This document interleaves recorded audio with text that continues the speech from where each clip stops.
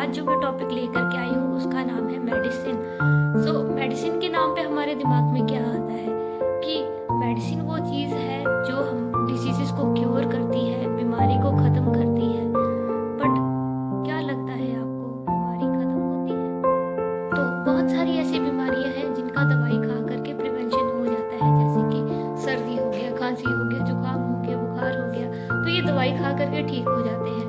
But बहुत सी ऐसी बीमारियां हैं जिनके लिए दवाई एक बार स्टार्ट करें तो वो लाइफ लॉन्ग चलती ही रहती है। For example diabetes, sugar, cholesterol and many others. तो ऐसा होता क्यों है? तो वीडियो की स्टार्टिंग में हमने क्या पढ़ा था कि दवाइयाँ क्या होता है, जो हमारी डिजीजेस को क्योर करता है, हमें अंदर से ठीक करता है। बट डायबिटीज़ क्यों नहीं ठीक हो रही है, कैंसर क्यों नहीं ठीक हो रहा है? और नहीं तो आपने बहुत सारे ऐसे केसेस देखे होंगे जहाँ पर इंसान दवाइयाँ खाता रह जाता है, उसकी लाइफ खत्म हो जाती है बट बीमारी नहीं खत्म होती। तो ऐसा होता क्यों है? कभी आपने ऐसा सोचा है? क्या दवाइयाँ सच में हमें क्योर कर रही हैं? क्या सच में हम अंदर से ठीक हो रहे हैं या हमें उसकी बस आदत पड़ जा रही है? तो चलिए इसके बारे में पढ़ते हैं। आपने क्या उसके मैकेनिज्म के बारे में स्टडी किया है? दवाइयाँ हमारी बॉडी में जा कर के काम कैसे कर रही है एक्चुअली। इसको हम समझाने के लिए एक पाइप का एग्जांपल लेते हैं। पानी वाली पाइप आपने देखी होगी। जब तक वो पाइप नई नई होती है, ठीक ठाक होती है, तो उसमें पानी अच्छे से फ्लो हो रहा होता है, बिल्कुल रेगुलर एंड प्रॉपरली फ्लो हो रहा होता है। बट सर्दियों में क्या होता है, पाइप में वो स्क्रैच पड़ने लगता है, फटने लगती है पाइप, तो पानी वहाँ से बाहर निकलने लगता है। तो क्या होता है, अब हम क्या करते हैं उसके बाद, जुगाड़ लगाते हैं, टेप लगा देते हैं ताकि पानी वहाँ से बहना बंद हो जाए। फिर अब टेप की भी एक होल्डिंग कैपेसिटी होती है जिसके लिए थोड़ी देर के लिए वो पानी को रोक सकता है। बट मैंने क्या कहा, होल्डिंग कैपेसिटी होती है, मीन्स कि वो कैपेसिटी जब तक रहेगी तब तक वो पानी को रोकेगा बाहर बहने से। बट जब उसकी कैपेसिटी ख़त्म हो गई तो पानी फिर से बाहर बहना बंद कर देगा, बहना शुरू हो जाएगा। तो सिमिलरली जो मेडिसिन होती है वो भी उसी तरह से काम करती है। फॉर एग्जाम्पल आप शुगर के पेशेंट हो, नो आप नहीं शुगर के पेशेंट हो, कोई और शुगर का पेशेंट है, let us suppose a person, ठीक है। तो क्या होगा, शुगर अब होता कैसे है, आपका स्ट्रेस लेवल इंक्रीज हो गया, ठीक है, आपका इंसुलिन बनना बंद हो गया और उसके बाद ग्लूकोज लेवल जो होता है वो मेंटेन होना बंद हो गया, तो फिर शुगर लेवल और इंक्रीज होने लगता है। एंड उसी के लिए फिर हमें दवाई खानी पड़ती है ताकि जो शुगर लेवल है वो मेंटेन रह सके। बट वो चीज़ फिर क्या होता है, रेगुलर बेसिस पे होती है, रेगुलर बेसिस पे होती रहेगी। बट आपने कभी डॉक्टर के मुंह से ये सुना है कि जो दवाई होती है वो हमें 3 टाइम से ज़्यादा खानी नहीं चाहिए। बट अगर आप एक शुगर के पेशेंट को देखोगे तो उसको दवाई खाते खाते 5 साल हो गए हैं, 10 साल हो गए हैं, कई तो दुनिया ही पार करके चले गए हैं, तो वो चीज़ क्योर नहीं हो रही है।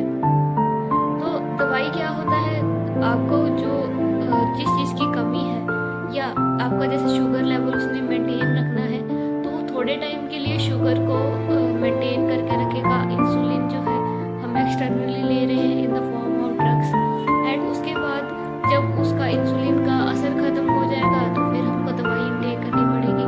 And this process goes on, and हमारे माइंड में क्या बन जाता है कि हम दवाई लेंगे तब हम सही रहेंगे, सही सलामत रहेंगे, एंड दवाई नहीं ली तो फिर स्ट्रेस लेवल इंक्रीज होगा और हम मौत के मुंह में चले जाएंगे।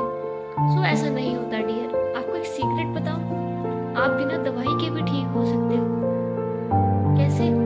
जहाँ आपने 5 लाख 10 लाख रुपए लगाए, अगर मैं कहूँ आपको 1 रुपया भी लगाने की जरूरत नहीं है, फिर क्या आप मानोगे? नहीं मानोगे। Let me prove that. देखो, आपने किसी लाइफ में किसी न किसी इंसान को प्यार किया होगा, जिसको आप लाइफ पार्टनर मान लो, आपके मम्मी पापा होंगे, तो आप उनको प्यार भरे शब्द बोलोगे कि like I love you mom, I love you dad, तो वो लव उनको फील होगा, है ना। सिमिलरली आप ऐसी सिचुएशन याद कर लो जहाँ पे आप किसी इंसान को हेट कर रहे हो,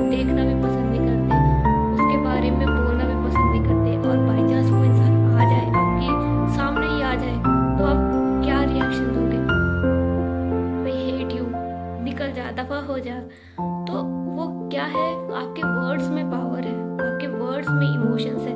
तो जिस तरह से वो वर्ड्स जो है सामने वाला पर्सन परसीव कर रहा है, उसी तरह से वो वर्ड्स जो है हमारी बॉडी भी परसीव करती है। तो अगर आप खुद को भी प्यार भरे शब्द बोलना स्टार्ट करो कि like I am healthy, I am happy, I am strong, तो आपकी बॉडी जो है अपने आप को स्ट्रॉन्ग फील करेगी एंड हर सिचुएशन में स्ट्रॉन्गली एक्ट करेगी। एंड वहीं अगर आप बोलोगे कि यार मैं बीमार हूँ, मैं थका हारा फील करता हूँ, बहुत बोरिंग हो गया है, मेरा मन नहीं लगता, तो आपकी बॉडी उस चीज़ से अपने आप को आइडेंटिफाई करेगी एंड उसी तरह से रिस्पॉन्ड भी करेगी। Because words have power, words have power.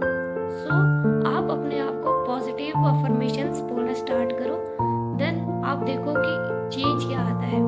And try it for at least 7 days and see the positive change in yourself. And ध्यान रखें, इसके लिए आपको कोई पैसा लगाने की ज़रूरत नहीं है, it is totally free of cost. तो जहाँ पर आप अपने खुद के इलाज के लिए अब तक 10 लाख रुपए एटलीस्ट लगा चुके हैं, वहाँ पर आपको 10 रुपये भी लगाने की ज़रूरत नहीं है। So try it for once. And also एक टिप मैं देना चाहूँगी कि stay connected with the nature. Nature आपके ऊपर कैसे मेहरबान है, उस ब्यूटी को देखो, उस ब्यूटी को फील करो, सो दैट आप अपने अंदर की क्रिएटिविटी एंड अपने अंदर की स्ट्रेंथ को पहचान सको।